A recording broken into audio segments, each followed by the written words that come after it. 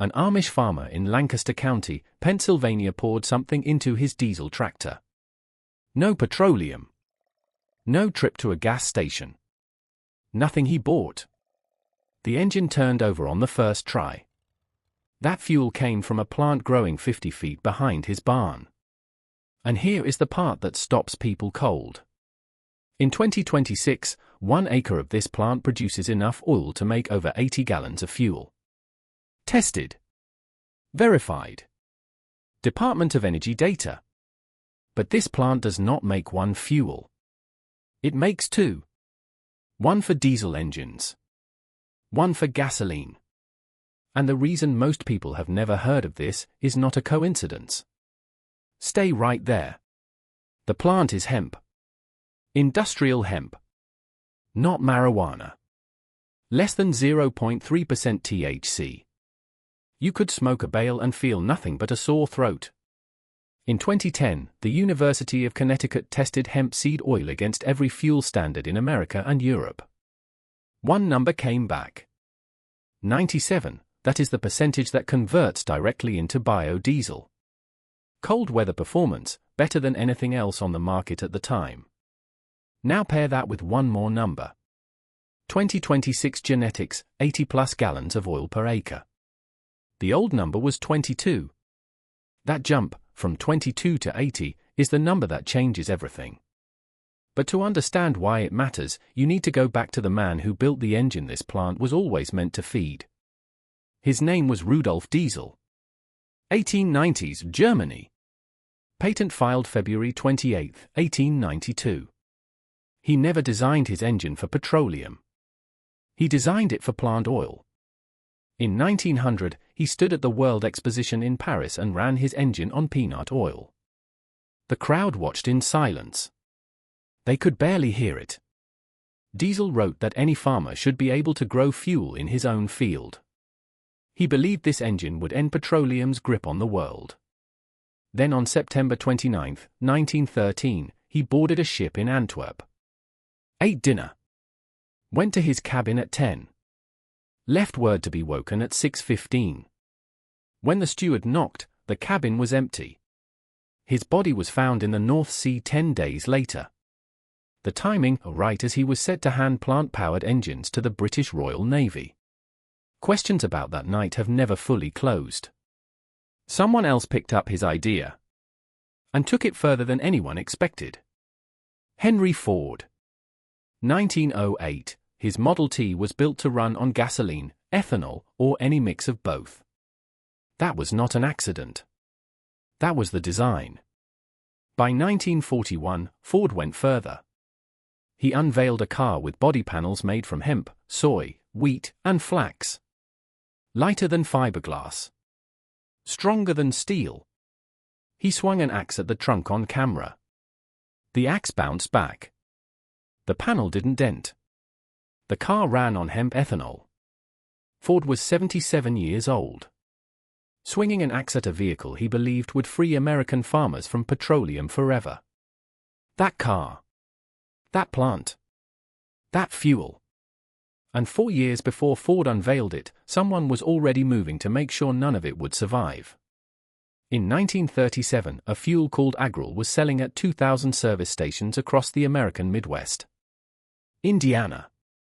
South Dakota. Kansas. Real pumps. Real customers. It worked. People came back. Then came the gap. 1 penny. Agrol, 17 cents a gallon. Leaded gasoline, 16. 1 cent. That was the entire opening the oil industry needed. They lobbied against every tax bill that could have closed it. Between 1933 and 1939, 19 federal bills killed.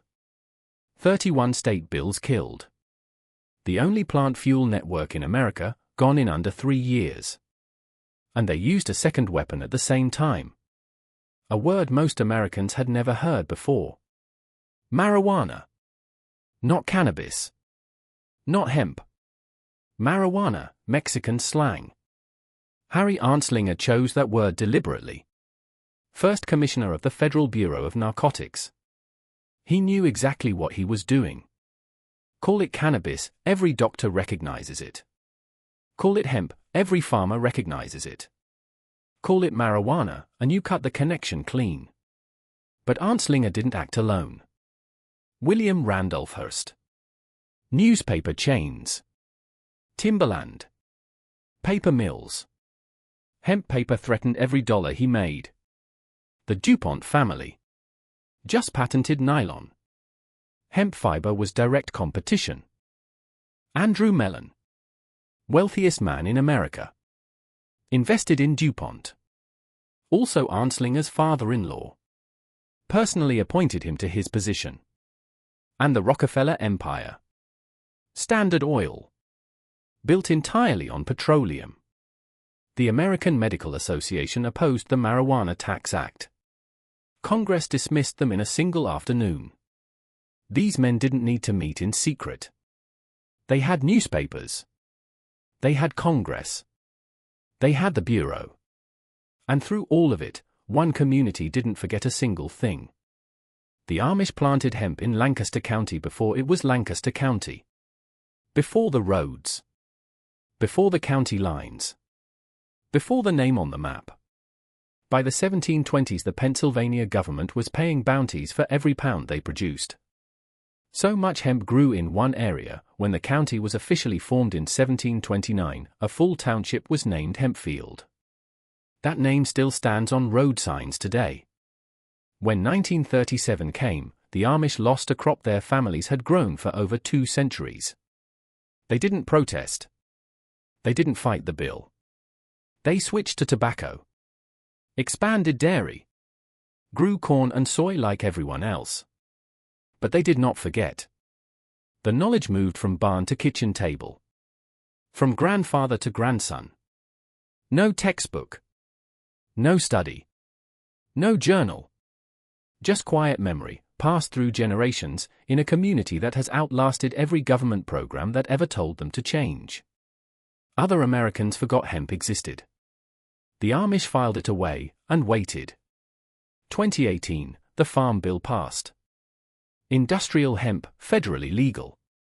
As legal as corn. As legal as soybeans. A young Amish farmer from Bart Township named Reuben Reel started a hemp business from his basement. For years later, 50,000 pounds moved. Over 500,000 in documented sales. The knowledge survived exactly where it was planted. And the fuel math works. 1 acre. 80+ gallons of biodiesel from seeds alone. At today's diesel prices, over 300 in fuel value per acre. Input costs around 200. That's 100 net per acre. Year 1. Scale to 10 acres, you are approaching real energy independence for a small farm. The federal government also issues a free fuel alcohol permit through the Alcohol and Tobacco Tax and Trade Bureau. You apply online.